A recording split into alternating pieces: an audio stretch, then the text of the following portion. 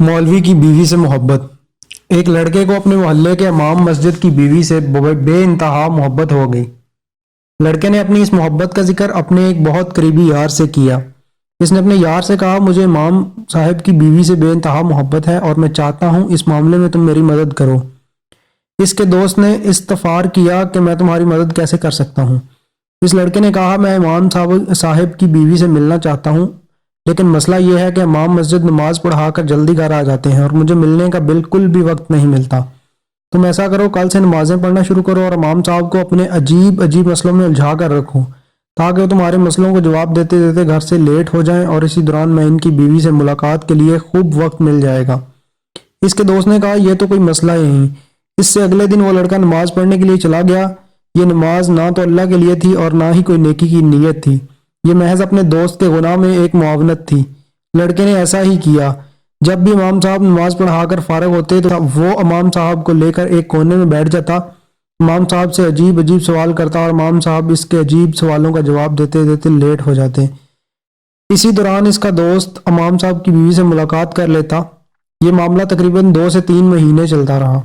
एक दिन इसके दिल में ख्याल आया कि मैं कितना गलत काम कर रहा हूँ। इमाम साहब की बीवी के लिए मैंने क्या क्या किया ताकि मेरे दोस्त खुश हो जाए, लेकिन यह तो गुनाह है जिसका मुझे कल को हिसाब देना है। दुनिया मुकाफाते अमल है, हो सकता है कल को मेरे साथ भी ये हो जाए।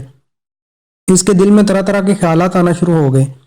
इस रात ये सो नहीं पाया और इसने अहद किया कि मैं सुबह जाकर इमाम साहब से सब बात बयान कर दूंगा और इसके बाद वो मुझे जो भी सजा देंगे मुझे कबूल है। अगले दिन लड़के ने जाकर इमाम साहब को सब माजरा बयान कर दिया।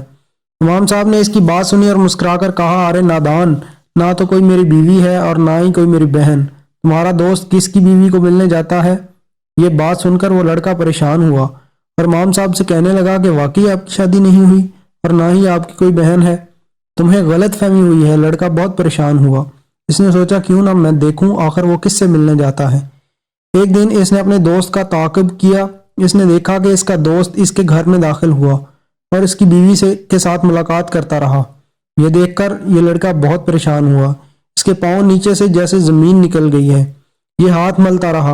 वाकई दुनिया मुकाफाते अमल है, जो किसी के लिए गड़ा खोदेगा वो इसमें खुद ही गिरेगा। अल्लाह ताला फरमाते हैं, गुनाह में किसी का साथ मत दो और नेकी में बढ़ चढ़कर एक दूसरे का साथ दो।